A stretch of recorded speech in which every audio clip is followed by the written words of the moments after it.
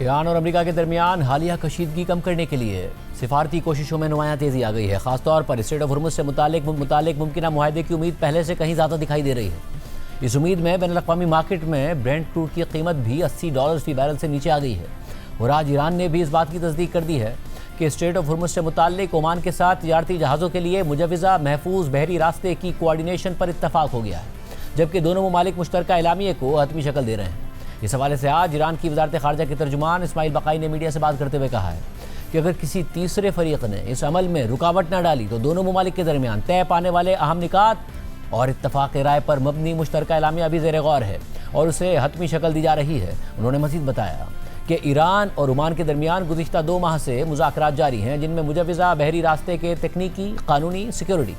और माहौलियाती पहलुओं का जायज़ा लिया गया। ताहम ईरानी मीडिया के मुताबिक इस दौरान इस्माइल बक़ाई ने वाज़ेह किया कि ओमान के साथ इत्तफाक राय का मतलब ये नहीं है कि स्ट्रेट ऑफ हुर्मुज़ अब मुकम्मल तौर पर महफूज हो गई है। और उनके मुताबिक स्ट्रेट ऑफ हुर्मुज़ में अदम तहफ़्फ़ुज़ की बुनियादी वजूहात खुसूसन अमरीका की बहरी नाकाबंदी और ईरान के मफादात के खिलाफ दीगर इक़दामात अब भी मौजूद हैं। इस दौरान इस्माइल बक़ाई ने ईरानी पार्लियामेंट के स्पीकर मोहम्मद बाक़िर कालिबाफ या ईरानी वज़ीर ख़ारजा अब्बास अराग़ची के पाकिस्तान या कतर के मुमकिन दौरों से मुतालिक सवाल पर कहा कि फ़िलहाल ऐसे किसी दौरे का कोई मनसूबा नहीं है। उन्होंने मज़ीद कहा कि पाकिस्तान और कतर ख़ित्ते में कशीदगी कम करने की कोशिश जारी रखे हुए हैं, जबकि ईरान दोनों ममालिक के साथ मुसलसल राब्ते और मुशावरत में। आम बात यह कि इससे पहले अमरीकी हुक्काम भी इस हवाले से मुसलसल मस्बत इशारे दे रहे थे। ताहम ईरानी हुक्काम अब भी अपने इस मौक़िफ़ पर कायम हैं कि ये मुज़ाकरात सिर्फ ओमानी क़यादत के साथ हो रहे हैं और अमरीका इन मुज़ाकरात में बराह रास्त फ़रीक़ नहीं है। इस तमाम सूरत हाल में अमरीकी सदर ट्रंप मुसलसल ये दावा कर रहे हैं कि अमरीकी और ईरानी हुक्काम के दरमियान बातचीत मस्बत अंदाज में आगे बढ़ रही है, लेकिन साथ ही ट्रंप ईरान को पीछे हटने की सूरत में सख्त हमलों की धमकी भी दे रहे हैं। और फॉक्स न्यूज़ को दिए गए एक इंटरव्यू के दौरान ट्रंप ने कहा कि अगर ईरानी हुक्काम एक बार फिर मुआहदे से पीछे हटे तो उन्हें बहुत सख्त हमलों का सामना करना पड़ेगा और वो ये बात जानते हैं और अच्छी तरह समझते हैं। इस दौरान ट्रंप ने यह भी कहा कि हमारी बातचीत चल रही है, ईरानी हुक्काम ये बात मानना पसंद नहीं करते, लेकिन वो मुआहदा करना चाहते हैं। अब देखते हैं क्या होता है। हवाले से बात करेंगे। हमारे साथ उसामा बिन जावेद मौजूद हैं, इसके अलावा वाशिंगटन से इदरीस अली मौजूद होंगे। उसामा, बहुत शुक्रिया आपका शो में ज्वाइन करने के लिए। उसामा, बहुत दफ़ा ऐसा हुआ कि दोनों मामला तय करने के करीब आए, फिर दूर चले गए, एक दफ़ा MOU भी हो गया, फिर दोबारा लड़ना शुरू हो गए। अब एक दफ़ा फिर सदर ट्रंप तो ज़्यादा उम्मीद का इजहार कर रहे हैं, उनके नुमाइंदे भी ईरान की तरफ से अभी भी मिक्स सिग्नल्स आ रहे हैं। सदर ट्रंप बार बार कहते हैं कि डायरेक्ट बात हो रही है, ईरान कहता है ओमान से बात हो रही है। क्या इस वक्त सेंस है, आपको लग रहा है कि बिल्कुल वाकई एक मुआहदा होने जा रहा है स्ट्रेट ऑफ हुर्मुज़ के हवाले से? देखिए, हम जो है वो एक पेंडुलम पे सवार हैं बाकी तमाम दुनिया की तरह, और उसकी जो रस्सी है वो सदर ट्रंप के हाथ में है। वो एक दफा उसको हरकत देते हैं तो जंग के करीब चली जाती है, दूसरी दफा उसको हरकत देते हैं तो वो अमन की तरफ आ जाती है। इस वक्त जो रियलिटी है वो ये है कि दोनों जानिब से इस बात की रजामंदी तो हो गई है कि जंग नहीं करनी, लेकिन किन पैराए पे खत्म करनी है वो अभी तक एक गुत्थी है जो सुलझा नहीं पा रहे। इस वक्त आपको नजर आ रहा है कि ओमान और ईरान की जो मुज़ाकरात हैं वो काफी हद तक एक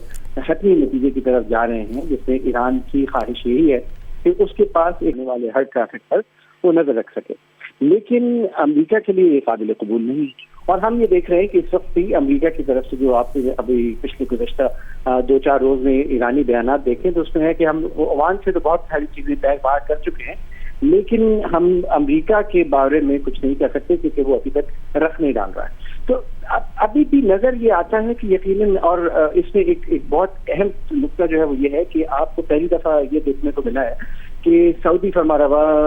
जो वहाँ पे उन्होंने सदर ट्रंप को कॉल करके कहा कि आखिरी दफे कि ये इस खत्ते में जंग जो है वो मामला का हल नहीं है। तो यकीनन आपको खत्ते में भी ये इत्तराब नजर आ रहा है, क्योंकि आप न सिर्फ उन जंगी नुकसानात की तरफ देख रहे हैं बल्कि आप 2026 के 3rd क्वार्टर में दाखिल हो चुके हैं, और ये खत्ता इस बात का मुतहम्मिल नहीं हो सकता ये जंग हमेशा के लिए जारी रहेगा। मतलब और ऐसी सूरत में ज़रा ये तो पहली स्टेज है, बहुत अगली स्टेज है कि दोनों मुमालिक आमने सामने बैठे हैं। अब एज ऑफ नाउ अगर आमने सामने नहीं बैठ पा रहे हैं, अगर ओमान से भी बात हो रही है और ओमान से बात भी अगर अमेरिका ओमान के थ्रू कर रहा है, तो ये फिर आमने सामने बैठकर किसी डील पर बात कर पाएंगे या जो भी होगा वो आर्जी होगा जैसे पिछली दफा हुआ?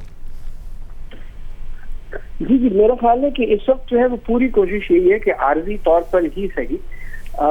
इसको किसी तरीके से बंद करा दिया जाए कि ये आहिस्ता आहिस्ता एक दूसरे को साथ बैठ सके टेबल पे। और ओमान में भी जो इस वक्त चलने वाले मुज़ाकरात हैं वो एक आर्जी हल है, बल्कि उसको एक टेम्पररी सोल्यूशन कहा जा रहा है कि ईरान का ये कहना है कि जी हम ये तमाम चीजें करने पे राजी हैं और अमेरिका को जो मेमोरेंडम ऑफ अंडरस्टैंडिंग है उस पर वापस आना पड़ेगा, जो मुफाहमती याददाश्त है जिसपे बराक ओबामा के बजाय इस दफा सुदूर में दस्तखत किए हैं, और उसकी तरफ वापस आना बहुत जरूरी है ताकि जो है वो एक देरपा हल निकल सके। अब ये एक बहुत ही फ्रस्ट्रेटिंग सिचुएशन है इन तमाम खित्ते के ममालिक के लिए भी और मीडिएटर्स के लिए भी, क्योंकि एक तरफ ईरान जो है वो इस बात पे हरगिज राजी नहीं है कि वो स्टेटस को की तरफ वापस चले जाए, होर्मुज के मामला वैसे ही हो जाए जैसे जंग से पहले थे, और यहाँ पे अमेरिका जो है वो किसी भी तरीके से अपनी शिकस्त तस्लीम करने पे राजी नहीं है। मेरी थोड़ी देर से पहले एक यहाँ इस खत्ते के एक डिप्लोमेट से बात हो रही थी, तो उन्होंने मुझे कहा कि इस खत्ते को और गालिबन बाकी लोगों को भी इस वक्त प्रेशर अमेरिका को ये करना है कि भाई आपने तने तनहा इस खत्ते का बैलेंस चेंज कर दिया, अब आपको इस बात को तस्लीम करना पड़ेगा कि ईरान को किसी ना किसी तरीके से कोई भी लॉलीपॉप देके आपको होर्मुज के मामला हल करने पड़ेंगे, और गालिबन उसका हल करने का एक वाहिद तरीका ये है कि आप ईरान पर से सैंक्शंस उठा लीजिए, ईरान आपको होर्मुज का कंट्रोल वापस कर देता है और आप दोनों जो है वो मुज़ाकरात के जरिए इस मामला को हल कर सकते हैं। और सब, और मुझे ये भी बताइएगा कि इसमें अभी तक भी जो बातचीत हो रही है, ज़ाहिर बैनुल-अक़वामी मीडिया में ये भी रिपोर्ट हो रहा है कि पासदारान इनक़िलाब की नुमाइंदगी अभी तक के मुज़ाकरात में नहीं थी, वो वीटो कर सकते हैं, ये कितना बड़ा फैक्टर है? या अभी इस वक्त ईरानी क़यादत जो भी जिस तरीके से भी आगे बढ़ रही है या ओमान के साथ भी आगे बढ़ रही है, अस्करी और सियासी क़यादत एक साथ आगे बढ़ रही? मेरा ख्याल है कि आपको अब ईरान में पड़ने वाली दरारें जो है वो बहुत वाज़ेह तौर पर नजर आ रही है कि ईरान में 2 से 3 ऐसे ताकत के गिरोह हैं जिनकी इस वक्त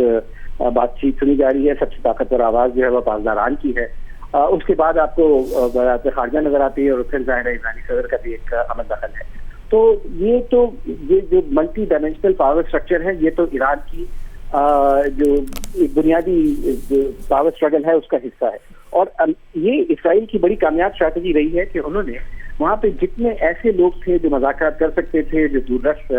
नजर रखते थे, चाहे वो अस्करी क़यादत हो या सियासी क़यादत हो, उन तमाम को अब तक खत्म कर किया जा चुका है। तो इस वक्त ईरान में आने वाली अस्करी क़यादत को इस बात को बावर कराना है कि वो ईरान की दिफा की जो है सलाहियत रखते हैं, सियासी क़यादत को ये बावर कराना है कि वो ईरान के मामला को ऐसी बसीरत से हल कर सकते हैं जिससे ईरान को नुकसान ना हो। तो बहुत सारी कशमकश आपको नजर आ रही है, और जिसकी वजह से ये सोचा जा रहा है इन पावर सर्कल्स में, चाहे वो अमेरिका हो या इसराइल, कि अगर इस जंग को तूल दे दिया जाए तो शायद ईरान में होने वाली आपस में जो कशमकश है उसका वो फायदा उठा सके।